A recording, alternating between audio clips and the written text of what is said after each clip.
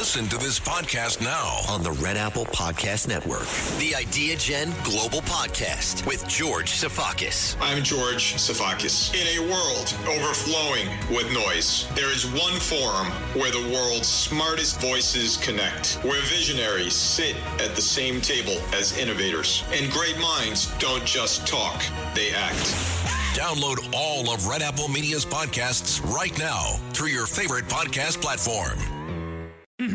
Oh, Hilton stay, your beds are soft and cozy. No lumpy couch, no stiff futon, no shower line at crack of dawn. Oh, Hilton stay. When you want holiday comfort you can count on, it matters where you stay. Enjoy comfortable rooms and friendly service when you stay with Hilton instead. Save up to 25% this season when you book with Hilton. Hilton for the stay. Terms apply.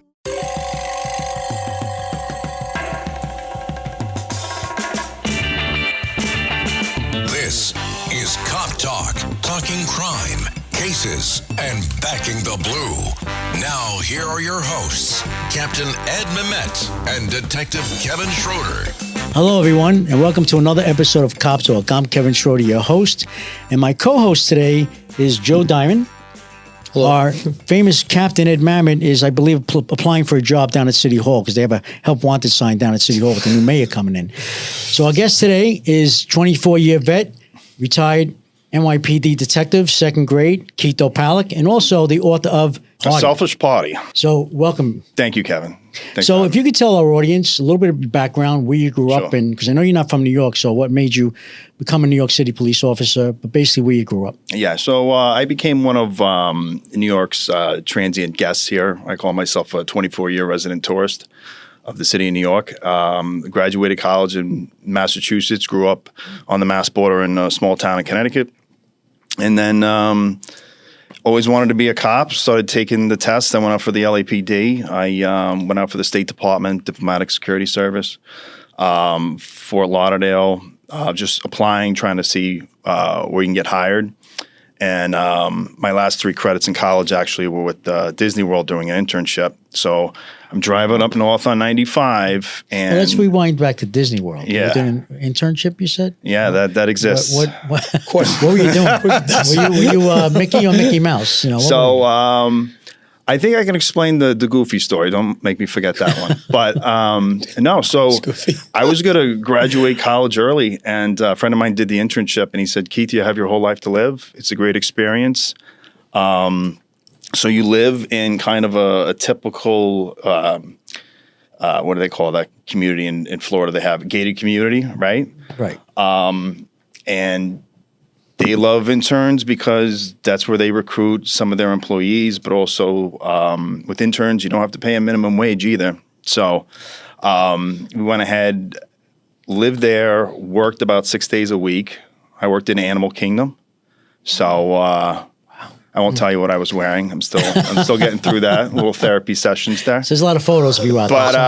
But so I did that, and then somehow I got a letter when I was down in Florida from the city of New York. And I don't know if it was one of my friends or that put me on the list because, you know, a lot of police departments go around recruiting. So I got that letter, and I just told Mickey Mouse, I said, I got to leave a couple days early before I graduate with my Mickey Mouse degree. And then I left. I took the written test, and that was in May. And then I was in loop for Hartford, State Department. But the NYPD said, if you want to come down here, we can get you the academy in September.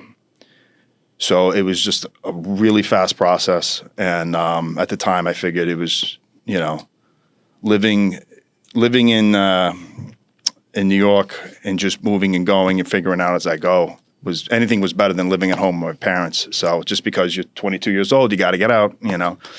And I took the job with the NYPD thinking I was going to be there for a year or two. I thought I was going to go with the feds, DSS, and what year was this, Keith? So I got on 2000. Okay. So it would have been September 2000 when I came on.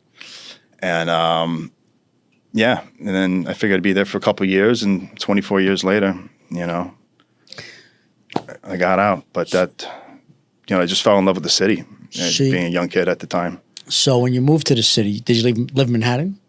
I lived in Brooklyn, so I needed to establish residency. So back then it was like roommatefinder.com. Mm-hmm. So you just knock on the door, you go in, drive down for the day. So it'd be like a 3-hour drive for me. And at the time, I didn't care what the place looked like because I was meeting some characters. And I was like, I can't live with you. Can't live with you.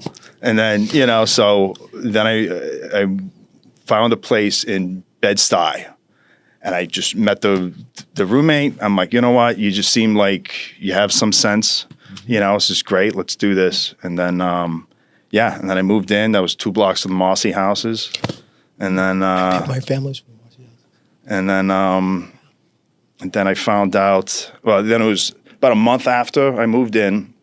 I'm in my academy uniform, and I have things covering it because I used to take the subway. Otherwise, you'd be making a collar off-duty collar. Yeah.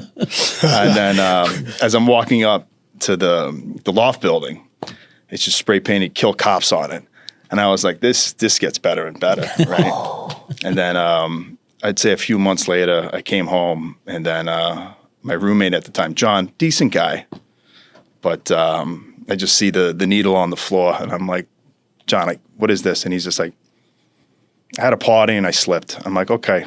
So it was heroin. I was just like, just can't have this, And he goes, no, I get it. I'm like, I'll look for my place, Oh, your roommate, huh? He was my roommate. Wow. Yeah. So, how'd you find this roommate?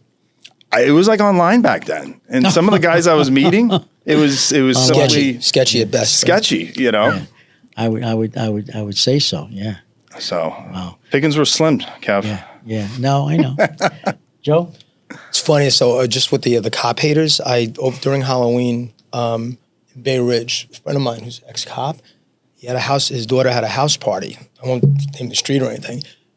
She's in high school. Some asshole puts her address online, and half of the high school showed up on the block. The cops had to clear the block. So I'm with my friend, a nice woman from Bay Ridge. She's, playing bouncer outside the house. So lots of idiot kids, right? But a young girl who's like 12 years old, for what it's worth, a white girl from the neighborhood, she's trying to bum rush my friend. And my friend's like, where you going? This party's over. She's like, well, I got an invitation, blah, blah. And so my friend's like, there's cops here and there's going to be more cops. You need to get out of here. So the girl's like, F the police. And my friend's like, really? So all of a sudden, her friend, another girl, is like, no, we got to get out of here. But can you imagine that? This is a cop's house, and she's cursing out the cops. And that's the world, right? Man. Today. So swinging back, so you come on the job, 2000, and you're assigned to what command? So I got out of the academy. It was, I think my academy was one of the longest. They went 8 months for some reason. Really? Yeah. And I got assigned to Chinatown. 5th Precinct? 5th Precinct, Chinatown, because I figure I'm a white guy from Connecticut, so what better place to assign me? And Little Italy's there too, right? Chinatown. Well, yeah, I know, Little but it was 2 blocks, maybe 3 back then. Yeah. Now it's 2. But it's true. Yeah. I was there for 3 months in the 5th, and then 9/11 happened, so that was kind of a. I didn't think I was going to be dealing with that at all. Let's go back to 9/11. Were you working that day? So after I moved out of my friend who had the problems apartment, I moved to Greenpoint, Brooklyn. So on that day, my roommates, I just heard them yelling, which was odd. So I got up. I think it was doing 4 to 12s back then. So I just saw the first tower drop from Greenpoint, runs alongside the East River. So I was able to see the Twin Towers from, I'd say half a block from my apartment. And it was on DuPont Street, for those that know. There's a playground there, so it's very open. And I saw the first tower go down. And I remember just looking across the street. And it's like, that's it. I got to pack a quick go bag. And so I said, guys, I'll see you when I see you. I went in the apartment, backpack, threw some clothes in there. And then I knew to go to the 9-4 precinct. So I ran down the block, and there was this Chinese laundry service in a van. So I figured I'd be like Kojak or something, right? So I said, I tinned him. I showed my shield. And I said, you need to drive me to the police station. And he's like, oh, yeah, sure. And I hop in the car. And we drive about 2 blocks. And he stops. And he gets out of the car. I said, what are you doing? We got to go to the police station. He's like, I have to make the delivery. So I was like, well, this isn't going to work out. Yeah. So out the car I went. Express. Yeah. And then I ran to the 9-4. And then the desk sergeant there put me with a cop from the 2-8, which is in Harlem. And they sent us to a natural gas factory. So you went to the 9-4 in Brooklyn. Yeah. You didn't go to your command. You went to the 9-4. I was there at that plant because it was great because they had the sense of soft targets immediately after what's that secondary targets. Mm-hmm. So that was their concern. So they sent us there. And then after like 2-3 hours, they dismissed us from there. And that cop, who I've never seen again, I don't even remember his name, and we drove over. I remember we crossed one of the bridges, and he dropped me off at the 5th, and he went to Harlem. And then the day started. Now, do you remember some of your assignments during 9/11? Yeah, so the 5th Precinct is just south of Canal Street on Elizabeth. So we were there all the time. In that zone. In that zone, yeah. And for those that don't know, when you sign up for the 9/11 health screening monitoring, anything south of Canal counts. So we've lost some people already from the 5th, from 9/11, related cancers. But from there, we just went straight to just mainly security. Some of us were digging. Some of us just did basic security. And talk about, a day or even a month. Remember the crime just dropped. Yeah. Sure. And it was, so you didn't need that many sectors out, which was great in a sense because then we could use resources down there. And the Chinatown community was great. I mean, we had to turn food away. A lot of Chinese food. Like just weeks and weeks. What about the Italian Italian food? There's no Italian food there? We ate everything. They brought it. We ate it, but it was great. That was a great everybody. That's community. when everyone loved the cops. And, I was just you were talking earlier. I was on the BQE 9/11, 9 in the morning. I was listening to the Howard Stern show, and I remember Howard Stern broke in with the news. He was doing a bit, and then all of a sudden he's like, "I have to change topics now. Apparently a plane has hit the Trade Center," and I was like, we're all in a state of shock. But I called my mom in Vegas, by the way. So I'm like, "Are you okay?" She's like, "What happened?" It's like 6 months ago. So you're now in the 5th Precinct. Yep. Patrol, uniform. And then where'd you go from there? Yeah, so I was in uniform for maybe a year and a half. And then I always wanted to be more proactive. Writing tickets weren't my thing. So it didn't take me long to go to a plainclothes unit.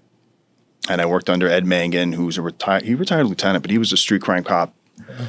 And he became a sergeant in the 5th. So I worked under him, and then I worked under Brian Crimmins. He was a Brooklyn cop. Did you know a sergeant there? I think he was a sergeant down there, Mike Wagner. I know the name. I think he passed away from 9/11 as well. Yes, he was assigned there, not when I was there. Okay. But yes, I remember the name. Yeah, I knew him briefly, and I never knew he passed from 9/11, but I guess after the fact. Yeah. Years later, like a lot of other people dying every day from 9/11. Yeah, Randy Van Name, he passed about a year ago. Yeah, too many. But I'm sorry, so now you're... Oh, then I was in anti-crime for a few years. 5th Precinct anti-crime? In the 5th. Borough, okay. And then I went to borough crime for a year, which was great because we had the run of, Manhattan. Where'd you turn out of? So we turned out of the Deuce, 42nd Street, the old Midtown, task force. Before that, it was Midtown North Precinct. Yes. From, they renovated, I'll never forget it, they renovated Midtown North Precinct, the original one on 54th Street. Yeah. And I think it took about 7 years. And we had a joke, Trump could put a building up in 2 months, and we're still waiting for a renovation. Didn't you guys turn out of trailers at one time too? We did. Yeah, we had trailers. And then we turned out like the precinct, where there was trailers in back of the precinct. The precinct is where you process the arrest. But then our lockers, where we changed every day for roll call, was John Jay. So we Okay. had 3 like different locations. You know, John Jay, the trailers. Well, they didn't have and then- campers, Kev. It wasn't that bad, right? Yeah, no, true. Quonset, place. the Quonset huts. Yeah, but it was crazy. So that was, roll call was never on time, which was great because we were never on time. Yeah. So it was perfect. But we were there for a bunch of years on 42nd Street, and some good times there. Yeah. And we moved back to 54th Street. I'm sure on 42nd Street back in the day. Looking for financial insights you can trust? How do you protect yourself as an investor? What's the strategy? I think it's really simple. I think you just want to be diversified in your portfolio. The Payne family brings real-world experience to every conversation. Well, I think that's the problem right now is, right, a lot of people that are close to retirement, they're taking so much risks. And if we do get a big sell-off, it could derail their retirement. Listen to The Payne Points of Wealth on the Red Apple Podcast Network. Popeye's Scary Good new Freddy Fazbear Box has garlic palm tenders and cheesy bites with marinara sauce. Try it before it's too late. And see Five Nights at Freddy's 2, only in theaters. Love that chicken from Popeyes. Limited time at participating U.S. restaurants. Tito's Handmade Vodka is America's favorite vodka for a reason. From the first legal distillery in Texas, Tito's is 6 times distilled till it's just right. And naturally gluten-free, making it a high-quality spirit that mixes with just about anything. From the smoothest martinis to the best Bloody Marys. Tito's is known for giving back, teaming up with nonprofits to serve its communities and do good for dogs. Make your next cocktail with Tito's. Distilled and bottled by 5th Generation Inc., Austin, Texas. 40% alcohol by volume. Savor responsibly. The Who's Down in Who Newville were making their list, but some didn't know Walmart has the best brands for their gifts. What about toys? Do they have brands kids have been wanting all year? Yep, Barbie, Tony's, and Lego. Gifts that will make them all cheer. Do you mean they have all the brands I adore? They have Nintendo, Nespresso, Apple, and more. What about... So the Who answered questions from friends till they were blue. Each one listened and shouted, from Walmart? Who knew? Shop gifts from top brands for everyone on your list in the Walmart app. But okay, so you go to Task Force, which is 42nd Street. Yeah. Well, not Task Force. You go to Borough Crime. Borough Crime. Yeah. Which is what they started calling street crime. Okay. Afterwards. And then, so was it Manhattan South or the whole borough? It was Manhattan South. Manhattan South. Okay. And then you get promoted detective there? No. So I went from Borough Crime, and then I had 7 years on. I went to Detective Bureau, got assigned to Midtown North, where you and I met. And yeah, and that's where I got my shield. In Midtown North? In Midtown North. Okay. I wasn't sure if you had before you got there. No, that was for a lot of the old street crime guys. Yeah. They gave that shield out in the late 90s. Yeah. So you came to Midtown North Precinct Detective Squad, which I think is a great squad, as you know. Yeah. And we had a lot of fun there. You were on my team. Sure. And speaking of which, let's touch on the case that you had there. You had a homicide, amongst many cases you had there. A homicide in the Essex house. Okay, yes. Okay. So I'll tell you my version. And my version is, I think it was a Sunday or Saturday morning. We get a call to respond to someone unconscious with basically a knife to their neck and a jump rope around their neck as well. And when we got there, everyone's doing their thing. All the detectives and cops are doing their thing. And I happened to be talking to, I believe it was a manager of the hotel. And one of the first common sense things is, who lives here and can we do an integrity of the lock to see who came in, And then they said, okay, it's number 442. I said, well, who's 442? They said, Mary, I forget the name, Maria, whatever. And I said, Maria, you were in that room at 3:30 or 4 o'clock in the morning? And again, I'm just being a little vague, I'm sure. And she says, no, our manager came in and he asked me if I could use my key, and he used my key. Oh, Jose, whatever his name was. Or where's Jose, or where's Tom, or where is he? Oh, he went home sick. I believe at that point, that's when you, me, I think Steve Gurniak and Pat Donnellan, 4 of us, jumped in a car, an unmarked car. We went up to the Bronx at his address because we got his address from the hotel, and knocked on the door, and there he was with his family. I'll never forget. Were you wearing those clothes today? No, I was wearing those clothes.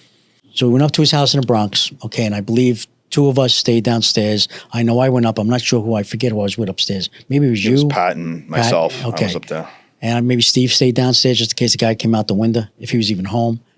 Knock on the door. Wife answers the door. The kids are in the background. He's in the background. We split everybody up and then start asking our questions. That's what we do, right? But one of the questions I did ask the guy was, I asked him actually, did you go to work today? Yeah. What happened? I wasn't feeling well. I came home. Okay. Those clothes you were wearing? No. Oh, where are the clothes? And he points to the floor, and his clothes, I think it was jeans or whatever, with blood on it. Maybe his shirt as well. And then we just asked him the rest of his history. Great case. Quito Palic was the arresting officer. Did a great case on it. Homicide helped out as well. But that's my memory of it. So it turns out, well, Keith could elaborate. Yeah. He's the arresting officer. So it turns out that it was the perpetrator, in fact, the murderer, the guy who killed this woman. And you could take it from there. Yeah, so I remember that morning, it was one of those, the phone was ringing.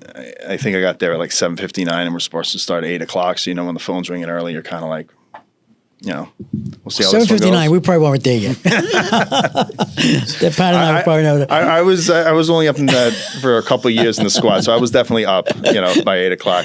But I picked up the phone and I remember it must have been a rookie cop. They must have told him to call the squad because he says, we have a DOA here at Central Park South, but this one seems suspicious. And I said, what makes it suspicious? And he goes, well, she has a knife through her throat and she has something wrapped around her, And I said, that's a homicide. We'll be right over. We'll come over for this one, right? So then you had to wake everybody up, put your suit and tie on, and then let's rock and roll. But yeah, we went over there and it was one of those things where the perp, it was odd because if I remember correctly, the perp was in his late 30s. Had no criminal record. He was a manager and married 2 beautiful girls, and the demons, something happened that day. He was out drinking with a couple friends and he decided to show up early. I'm saying he should have been there in the morning. He showed up a few hours early. He actually got a ticket from a transit cop for drinking alcohol on the subway going down, and then ask a manager for a key card, which is a no-no, and did what he did and went home. And when we went up to his apartment in the Bronx, I remember he was saying, oh, come here, girls. And he wanted to kiss him because he knew, he wanted to kiss him goodbye. And then went to kiss his wife, and his wife pulled away. Horrible. And you just were like, this is, not that it was done, but there wasn't a whole lot of doubt. How much time did he get? He went away for a bit. I want to say he did like a 20. I think he may still very well still be in. I was just saying, how long ago was that? That was, 20 years ago almost. Yeah. He went away for a bit. And just, the whole thing was odd. Given his trajectory in life, and then just what I remember of it was, from what I remember is because me and Pat dealt with her brother, the deceased brother, driving around. Pat got into we got hit by a car. We got into an accident that day. But anyway, things got worse. But it turns out that Pat Donnell and myself, we were driving around the victim's brother. Trying to get arrangements going on and everything that needed to be taken care of, identify the body, etc. I believe she was from Dubai. I believe she was right. She rang the bell at Wall Street. She was in finance, and that she was her residence. Big to do, and very pretty woman for what they said. I remember, and I believe he had a crush on her, liked her, and he kept asking her. The perpetrator, the guy who killed her, kept asking her out, and of course it was no. Stayed friendly. I guess this one night, like you said, he had the drink on, and then he just went in and did his thing, Shame. Crazy. Shame. Yeah. But good case you did. Good case on that. Good arrest, good case. Yeah, we had fun on that one. Yeah. Yeah, we did. Rock and roll. From a work perspective, Yeah. Rock and roll. Yeah, including a car accident. We got hit. Shit happens. We got like T-boned on Park Avenue. But anyway, same day, all in one. But I'm sorry. So now Midtown North Squad, you did all your cases and all that, and now from there, where do you go? So it was in 2014. I got transferred to Manhattan DA's office. I was there for 10 years, and at first when I got there, it was just getting the mix. That was great because I like to do different things, and I don't like being stuck doing the same thing again and again. So sometimes you fly out to pick up a prisoner on a warrant in Seattle or go ahead. Keith, I'm sorry. If you could just tell our audience, what does the Manhattan District Attorney's Office investigators do? I should say Detective Squad does. Sure. So the Manhattan DA's Detective Squad started under, was it Hogan or, no, who's the guy before him? Before Hogan? Yeah, Dewey.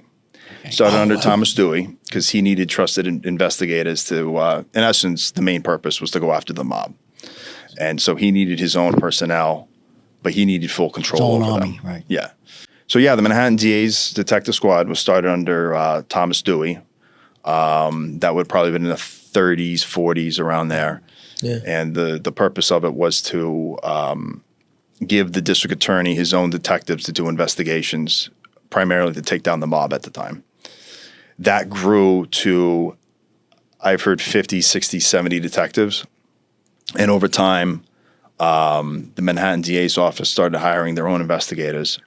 And then so you had this the number of detectives in the Manhattan DA's office that were NYPD detectives start diminishing, and then the increase of the Manhattan DA's own investigators. But when I got there in 2014, I think we had about 15 to 18 detectives there, plus supervisory personnel. And our goal then was it was a lot of assisting DAs. Occasionally we'd have to go get prisoners that the DAs wanted that were in custody throughout the country, which is fun because it broke it up. But then you could also just work different interesting cases. I had a $3 million antiquity case where they repurposed legitimate South American currency. This is back in the colonial period. And if you had a certain stamp on it by if I use the wrong term, forgive me, but like an authenticator. Mm-hmm. So there's only a few authenticators back in the colonial period that could do this. So you'd stamp the coin. Now, if you were to buy that coin today, or whatever it was, 7, 8 years ago, that coin would be $1,000. But if you had the stamp, it would be $10,000 because that would be an American colonial currency. And back then you had various currencies throughout the colonial, the 13 states, right? So Keith, can you explain to our audience what was the value of the currency? So the coin, the original coin from the 1700s that was used in South America currently approximately would have a value of $1,000. But if the same coin had an authenticated stamp, which now made it a colonial currency, the value of that would be roughly $10,000. So there was someone in the Diamond District was selling these coins, and he got a buyer for about a few $100,000 at least. Then what we were able to do was establish that they were fake because these coins were being authenticated by professionals in the coin business, if you would. Mm-hmm. So they were already shown to be legitimate, but upon further evaluation, we found out that these are too many of these coins were in circulation. So now it's suspicious. So let's take another look at it. Now the authenticator had to admit that they were wrong. And what they did, they made an error. In good judgment, it wasn't malicious. It was just happenstance, right? It was by accident. And so that led us to the investigation. And then we implemented an undercover, and they did the buy, filmed the target. Person was arrested. We feel there was probably some sort of Russian mafia backing, but he clammed up. He didn't really want to talk, but we were able to stop that. And we estimated, along with the initial authenticators, it would have been this guy was probably dealing with $3 million out there. When you say Diamond District, you're talking about 47th Street. Correct. Okay. Correct. Because not only diamonds do they deal with, but also, right. Certain antiquities. Right. Wow. That's not surprising. On 47th Street. No one being in Midtown North Precinct, so many cases on 47th Street. Yeah. A lot of good people there, but there's a lot of cases as well. Sure, absolutely. I think there's more guns and weapons on that block than in Iraq. I mean, it's crazy. You know, between the off duty, on duty, who's licensed, who's not. You know, it's good guys, bad guys. Crazy. That block is unbelievable. Of course, yeah. You know, and there's a movie out with Adam Sandler. Great. Pretty accurate to a certain degree. You know what I mean? But you know, so can you talk? That's a very interesting case. Can you tell our audience another case? Very sure. So another case was looking at a couple cold cases, and one of them we were able to establish. And again, this is just me at the time being curious and asking questions and getting the right people on the phone, because my scientific background is you don't want to know about it. But so sitting down with at the ME's office with the anthropologist and trying to identify remains that weren't identified for decades. And so we were able to, with that case, to use an anthropologist and utilizing one of the first cases, if not one of the first case of phenotyping, which is you take the teeth, the hair and bone, and you are able to analyze it, and they're able to see based on water consumption, in essence, the idea is where this person grew up, and you can get that through the bone. The hair, however long your hair is, that could be a metric. So in this case, a female, I think she had like shoulder length hair. So that's X amount of months to grow that typically. And then the teeth as well. So I'm sorry. So it would have been the teeth would have been next. Dental. And then the hair, because the hair was the shortest amount. So you get this idea of where this person was in a sense born, where they were raised most of their life. And then the hair sample was different from the other two. And how you'd view it would be on a map of the country, and it almost represented the jet stream, which was very unique. That was the first thing I noticed. And then the last 6 months of her life, again based on the hair, it changed. So we were thinking this is the Minnesota Avenue, I think they called it back in the 80s. So she probably came here on a bus, right, and then went to prostitution, right, judging by the clothing and that type of thing. Right. And probably was may have been a prostitute, judging by the clothing, may not have been. And then all that was so much fun just learning that for me. Tell us about your science background. Did you study forensics in college? Oh, no. No, I went ahead and we were trying to figure out how to identify these bones, and talking to the anthropologist, and we had a Danny investigator too. And I said, what aren't we doing with all this scientific, technology, and it changes so fast, like the IT world we live in. Yep. I said, is there something that we can do that's different, that's new from the technological scientific standpoint? And it was the anthropologist, sure wasn't Keith.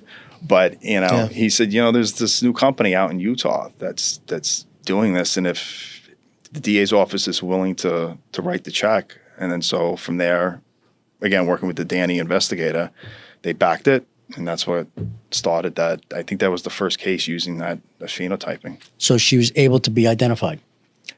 No. We were able to find out that she was new to the geographical area. What happened was the way she was decomposed, it was a horrible chance to get viable DNA for analysis. And eventually, I believe she was ID'd. But that case was interesting from the scientific point of view. Using that new science to kind of sit there and say, this is when she came to New York. It was different. She was a short-timer. She had to have been new to the area. Maybe she was used as a prostitute. So that's kind of where that case went. And then I stopped working that hit a dead end. And I think there was, again, from science, developments and DNA analysis. And then they were able to get a finer sample and link that to many of these DNA databases that we have in the private sector. Right. And identify her that way. If the district attorney's office is willing to pay for it. Yeah, a lot of these cold cases, I'm realizing it comes down to funding. Yeah. Exactly. And grant money. That's the cold, hard, unfortunate truth with it. Yeah. You know. When the holidays start to feel a bit repetitive, reach for a Sprite Winter Spiced Cranberry and put your twist on tradition. A bold cranberry and winter spice flavor fusion, Sprite Winter Spiced Cranberry is a refreshing way to shake things up this sipping season. And only for a limited time. Sprite. Obey your thirst. Now, in a DA's office, you have the detective squad, which is you guys, and then you have the investigators, which is mostly retired guys, right? So what's the difference of what the detective squad does versus the investigators for the Manhattan DA's office? Sure. When I first got there, it was based on relationships. So if you had a great relationship with the DA, a lot of times you could pull that on. As the Manhattan DA's office, that Danny investigator unit grew, certain confidential cases they would take, and that would be separate from us. But the NYPD detectives, a lot of our work was just self-initiated. How did the investigators get along with the squad detectives? I mean, it's like anything else, Kev. It's the retired detectives that went to Danny investigators, they were very easy to get along with. The other side, if you would, I got along with most of them. You know, a lot of them have their own units. They just, stay in their office. They do their thing. But for the most part, I would say we got along. Okay. So now we're going to move on to, now you have a book that was just published. You're a writer. Okay, you're an author of Selfish Party. Correct. Tell us about the book. So, what made you want to write this book, and let's talk about the book. Sure. So as a kid growing up, I always wanted to be a cop, and the other thing was being a writer. So I've been very spoiled, I've been very squad, you're a writer. I went ahead and it was a couple of years ago, and we all see it, the polarization that's happening in this country. And the solution, I mean, people talk about a revolution, and the last time there was a revolution was in 1776. So we're not having that, odds are, but people love to talk about it. So it just needs to be a pivot. And if you look at other democracies in Europe and whatnot, they have additional political parties. It's not the duopoly we have now. And so the nice thing with fiction is you could write what you want about. And I went ahead, and it's about Julian Hernandez is the former mayor of the city of Hartford in Connecticut, gets elected governor. It's a small state, and the book discusses the funding that is met because it's required in order to compete with the Republicans and the Democrats. And so it gives a viable option for other people, and it's the moderate party. It's down the road. It's not as polarized as the other two, so it kind of you are able to get this balance, and we're able to move forward with our country and with a more level head. But it's all backed by the same power brokers as the Republicans and the Democrats. It was just another opportunity for people to maintain the country and keep it stable, because that's what keeps us prosperous. Capitalism is what gives us all of the benefits we've had, in this country. The new mayor might have some of this. So, do you have any questions for Keith? I know you love politics, Joe. Yeah, enough for politics, but so you're a writer. I've been a writer. It's funny because my background also, my uncle was a cop. He was a really cop, and I wanted to be a cop when I grew up. I didn't become a cop, but I'm also a writer. So my uncle, he used to he had his notepad, and I was like, that's what I want to do. Same thing. Joe's going to write my book someday, but I don't know. I'm trying to for years. But wait till some other things, some other moving parts move aside. A lot of interesting stuff. Good stuff. So Keith, I do have one last question. You worked under Cy Vance, and Yes. you worked under brag. Correct. So yeah, I mean the thing with that assignment, it's apolitical. Truth be told, I didn't vote for the Manhattan DA in the last election because I was assigned to his executive protection detail. I take that as a conflict of interest. I looked at it kind of. I think a lot of people would probably digest it in the sense of viewing a Secret Service agent, and that's your job. Exactly. Yeah. So he's entitled to all the protection and family. He was elected to office.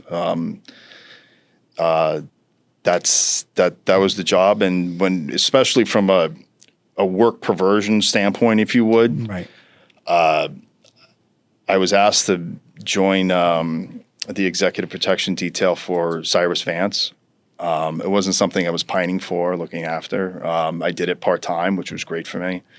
And then when the current DA was elected, we had to build it up to a protection detail given the circumstances. I got to be honest, that part was a lot of fun. That detail was a protection detail, and it was busier than I was told from our intel division that it is the busiest detail. When you compare it to all the other ones combined, it was the busiest detail. Mm-hmm. And it's nice to see it tapering off as we move on past the trial.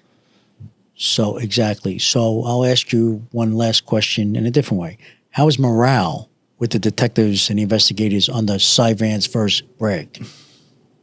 As many units in the NYPD have experienced, though, that 15 to 18 detective that we had in that office is greatly diminished. I think it's at 5 now. Yeah, there's nobody there. There's no one there. Is that all the boroughs too, or just Manhattan? Like Queens DA's office? I think so many units in the NYPD are suffering from human resources, just not having the personnel to deal with things. And I think now they're running around so much that you get up and go and you deal with it. That's all it is.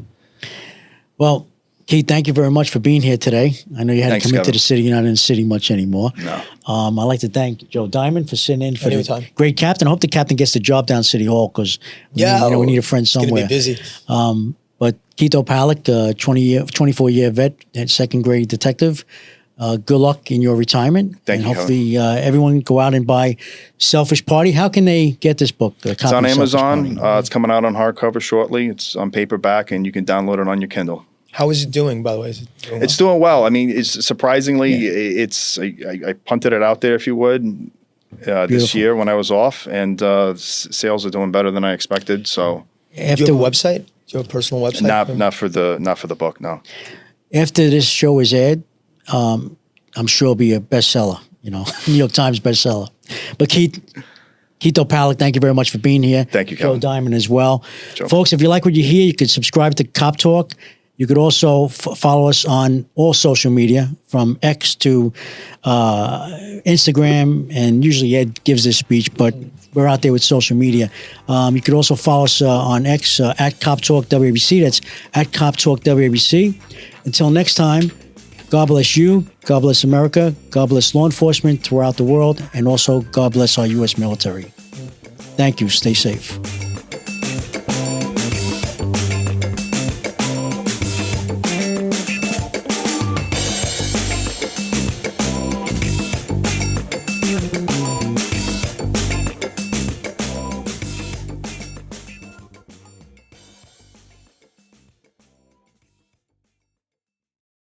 Looking for financial insights you can trust? How do you protect yourself as an investor? What's the strategy? I think it's really simple. I think you just want to be diversified in your portfolio. The Payne family brings real-world experience to every conversation. Well, I think that's the problem right now, is a lot of people that are close to retirement, they're taking so much risks. And if we do get a big sell-off, it could derail their retirement. Listen to The Payne Points of Wealth on the Red Apple Podcast Network.